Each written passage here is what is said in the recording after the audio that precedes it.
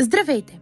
Днес ще ви покажа едно много полезно упражнение за деца, което помага при затруднения с буквите в писането и четенето.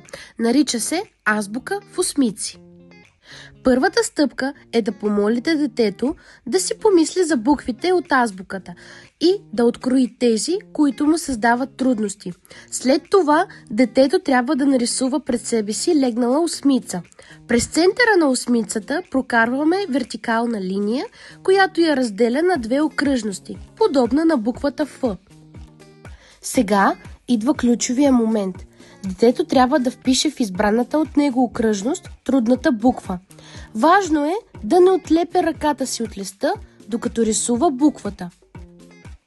Това упражнение не само развива уменията за писане, но също така подобрява паметта и способността за разпознаване на буквите. Може да се практикува ежедневно в продължение на 1-2 седмици, докато детето не усвои правилно буквите, които бърка. Ще се радвам да опитате това упражнение у дома. Благодарим за вниманието!